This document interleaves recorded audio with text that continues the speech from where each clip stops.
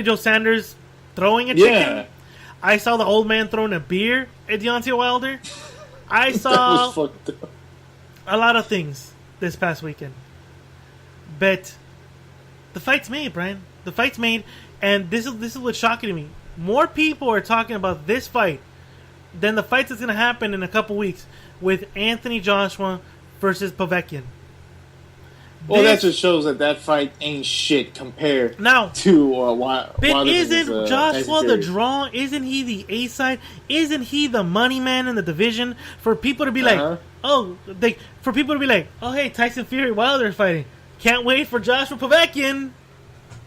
Thumbs up. Instead, the boxing world is still talking about Wilder, Tyson Fury, and of course you're getting the negative people. Well, Tyson hasn't fought nobody in 2 years competitively. You know, this is a joke of a fight. Let's be honest. The people that are out there on social media bashing this fight, on YouTube, dedicating everything they got to make this fight look like trash, they're the first people that are going to watch this fucking fight. Oh, no doubt. They're the first people to watch this fight. They will be the first ones posting about this fight when it's over. Like I said, like we said on our Instagram page, get ready for WWE style stuff because it did happen. You know, Tyson Fury. We put Tyson Fury, Wilder Fury kicks off. Like we said on episode 41, they're gonna hype this fight up WWE style, and they did that. They did that, Brian. As soon as these guys were face to face, they were holding each other back. Well, not each other, but their entourage was holding each other back. Yeah. There were talks of, I'm going to beat your ass, I'm going to beat your ass. The incident with the chicken, which many people say that he threw a drink. Why would he throw a chicken? That was racist. Because they're black, he's going to throw chicken. No, I mean, I'm hearing it was a chicken. I'm going with the chicken story. Billy Joe Sanders threw a chicken at Wilder's team. They chased him out. Wilder, Sanders patched it up the next day. Look. We're not even talking about the fact that Tyson Fury fought this past weekend. We're talking about Wilder Fury. Sorry for the long pause, but I was literally trying to think about the name, even though I just mentioned it 20 times in one sentence right now. Fury to Wilder. Wilder Fury. That's a great fight. You know, okay, go. You can tell you can tell these two have a lot of respect for each other. As much of they talk shit to each other. You saw it after the Tyson Fury fight, where Fury looked like he's about to kiss Wilder, and then they laugh. You can tell they have respect for each other, and they're gonna do their best to promote this fight. I hope they go around doing promoting this fight. Look, there's still the venue hasn't been named, even though Wilder said, "I'm gonna knock you out in Vegas." So we know that Vegas is the location, and if it's Vegas, it's got to be the T-Mobile Arena. I would have preferred for this to happen in the UK. But again, sorry for my UK fans, but after watching the disrespect that Mr. Wilder was exposed to, I don't know if you want to do that fight there, but at the end of the day, I would still do it anyways just to rub it in their fucking faces. But yeah. So we know it's going to be in Vegas. We don't know the date yet. I keep hearing mid-November. I keep hearing early December. Now, Mikey Garcia is scheduled to come back in December against Earl Spence, allegedly. So maybe December is out of the picture. Maybe November is the perfect time these guys are going to fight, which means within the next couple weeks they need to kick off this promotion tour. No, I keep hearing November 17. I keep hearing that's the number, that's the date. But it seems like most likely it will happen in November instead of December. Pay-per-view, right? And then, supposedly if you go to on Instagram on Showtime. When they posted, saying that it's going to be Wilder versus Tyson Fury, at the very bottom, I think the left-hand corner, it said Showtime pay-per-view. But again, they haven't made it official. Yeah, so no, they revised it though. They put one picture up, and right on the bottom left-hand corner, so it says WBC Heavyweight Championship Wilder versus Fury. On the bottom left-hand, Showtime pay-per-view. Show the pay-per-view. They redid it again. Deontay Wilder, who would win? Tyson Fury. And then the bottom it just says Showtime. You would think Showtime pay-per-view, because it's a fight that you're promoting. Is it pay-per-view worthy? It's a good question. Is it pay-per-view worthy? And if it is pay-per-view worthy, how many pay-per-view buys do you think this fight gets? Again, rumor and innuendo goes, it's a 4-city tour. Let me ask my first question. If you were the promoter, Brian, let's say B-Ray Promotions is promoting Wilder Fury, where would you take this fight to promote? To where? As press conferences. If you were the promoter. The first two places I popped in my mind, the first two cities are LA and New York. Okay, that's two. New York City. The last two, I would say UK. Makes sense. I would say the third, man, I go to the UK. And, man, the fourth, I'm having a tough time. So I would do LA. That's a major market. New York is a major market. I would either do Philadelphia or Boston. I would promote this. Okay, this is a heavyweight fight. Now, name the last time we were this excited for a heavyweight scrap. Oh, God, what? Do I want to say Tyson Lewis? Last time the world was kind of the only time when the boxing world stood still for just a minute to watch these two guys fight, even though past the prime. Yeah, you're right.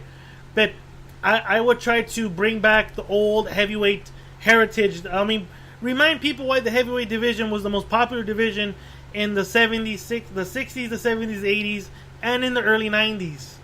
Why it was the most coveted title in all of boxing. Again, LA, New York, probably go to Boston, Philly. I would also go to Canada. I look what Mayweather McGregor did in Canada, man. People showed up. And I know Canada is supposedly a pro MMA thing, but I mean, Adonis Stevenson's from Canada. John Pascal is from Canada, and they pack their arenas up all the time. So there's a boxing market in Canada. So I mean, let me go back. I would do UK, LA, New York, Canada. That seems pretty good right there. That's how I promote it. I would do a face-off, which there's pictures that they probably did a face-off for the UK version. I would get Jim Gray to do a face-off. I would do a 4 or 5 episode arc, 3 to 4 episode all access arc on these guys. I was about to say that they got to do an all access show for that. They just have to. I would promote the shit out of this fight. You got to promote the shit out of this fight. Now, naming the cities, how many pay-per-view buys do you think this fight does?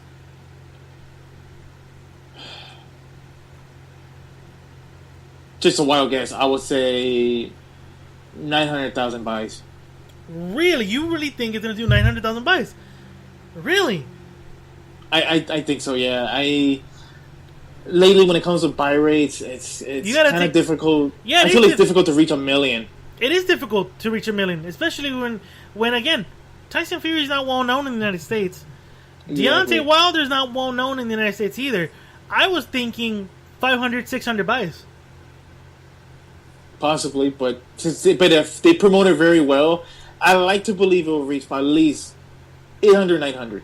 I say 5-6. That's just my guess. I say between 500 to 600 buys. I think if Cotto Canelo did 500 to 600 buys, they did 900 accordingly. Apparently. Okay.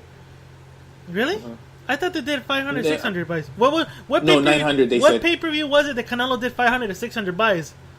Was it the Liam Smith fight? Was the Khan fight. I like to say. Okay, that's a perfect example. A UK fighter, Mexican fighter, but Canelo's a little bit known in the United States because of the Mayweather fight. He did those amount of numbers. I say 500 to 600 if they promote it the way we think. If they go to the UK and do the promotion there, if they go to Canada, if they go to New York, and if they finish off in LA, and all in between they do interviews on ESPN, on Fox, on I know for sure podcast brethren. Brendan Schaub is going to have all access to these guys, so we're going to see him on Below the Belt podcast. If I'm Deontay Wilder, go to the Joe Rogan Experience. Do an episode in the Joe Rogan Experience. Promote your fight. Tyson Fury, man. Tyson doesn't even have to talk about his boxing career in the Joe Rogan Experience. Go and talk about your time. What made you want to come back to boxing after basically many people writing you off because you were coked out, overweight, former heavyweight champion of the world. I mean, go to the Joe Rogan Experience. Shit, come to the J Brey Boxing Podcast too if you guys want. Yes, shit. Please. Shit, Deontay Wilder, Tyson Fury, you guys are more than welcome, good people. But I mean, I would promote the shit out of this on social media. This fight has to be promoted. And if there's any indication that people are interested, just go on social media. It was flying over I would go on our Instagram page right now during that day, and that's all I saw was Tyson Fury, Deontay Wilder. Yeah, it was flooded on your newsfeed. It was just everywhere. Mm-hmm. It really was everywhere. And you know what? And Tyson Fury looked good, by the way. Oh, yeah. A little better than he did last time that he fought. I mean, he looked good in shape. I mean, I thought it was pretty cool where I guess you can say he paid homage to Muhammad Ali when he was in the ropes and he was just dodging those punches. If you have not seen it, watch that. You know, if you're not seen that round, I forgot what round it was. I think it was the second round. But that was a pretty cool moment. Look, we're gonna jump into it. You want to jump into it? Tyson Fury, 10 rounds against Pineda. Or Piñata, how I keep hearing people talk about Piñata. Yeah. Piñata. So, okay, first of all, we said Tyson Fury was going to win by decision. We would have loved knockout, but we said decision because we probably think he's going to try not to hurt himself because there's a big fight looming for him. It seemed that way. And we said if Tyson Fury is too distracted or not serious about this fight, he is basically going to get caught by this type of fighter. It didn't happen. Yeah, he looked good on his feet. My barometer, my measuring stick on Tyson Fury is when he fought Vladimir Klitschko. Yeah. And I felt he was more elusive on his feet, loose on his feet, more elusive in the ring when he fought Vladimir Klitschko. This is the second fight back from that win. I mean, he looked a step slower to me. I mean, compared to the level of opponent, he did good. He did what he was supposed to do. Mm-hmm. But, I don't know. I saw a step slower. I felt he was lingering more on the ropes.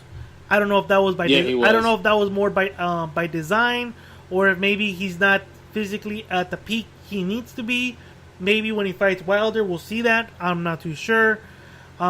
Maybe he didn't want to give too much away because Wilder was ringside. I don't know, but I do think know the last point you said. I think that's my opinion. He didn't want to show too much. Maybe. I mean, Brian, you gotta take into consideration this guy was out of the ring not because of injury, not because he chose to, is because he tested positive for cocaine heading into his rematch with Vladimir Klitschko and was suspended, and decided to say, "You're gonna suspend me? No, I'm gonna leave boxing. Fuck you. I'm a gypsy king. I'll do what I want." And he left on a self-imposed 2.5-year hiatus from boxing, and he didn't keep himself healthy. He was cocaine binging. He was drinking. He was fucking. And he comes back, and he didn't look too good in the first fight. He comes back again. He didn't look that good. I'm not expecting him to look good. But you gotta realize, you're out of competition for 2.5 years. How has your body reacted to it now? And we're starting to see how his body has reacted to that time off. And I can see the criticism from people going, how are we going to take this fight seriously when he's been out of out of the ring this long and he's looked like this in 2 fights? I get it. And I said to you on the phone after I saw the fight, and I go, I think this fight's too interesting because Tyson Fury still is an unorthodox fighter. He's just fucking awkward in the ring. He's awkward as hell. And you said the same thing to me when you saw the fight. I think that's an interesting fight because of that same reason. And I said, because of that, I think it's even more interesting because Wilder is also an awkward type of fighter. There are memes of him swinging away, but I said it in the Luis Ortiz fight. There is a logic to the madness of Deontay Wilder's style, and which has got him 40 wins, 39 knockouts. Yeah. So there's a madness to Tyson Fury's boxing style, which got him all the way up to defeating Vladimir Klitschko before Anthony Joshua did it. Mm-hmm. No, it's true. Again, this is going to be a very interesting fight, and again, like some people might say, well, it's going to be harder to train for someone like Tyson Fury, but I think Tyson Fury is probably in the same position as Wilder, where he also has to figure out how he's going to box a guy like Deontay Wilder. A guy who we saw him getting outboxed by Luis Ortiz, and all it took to equal to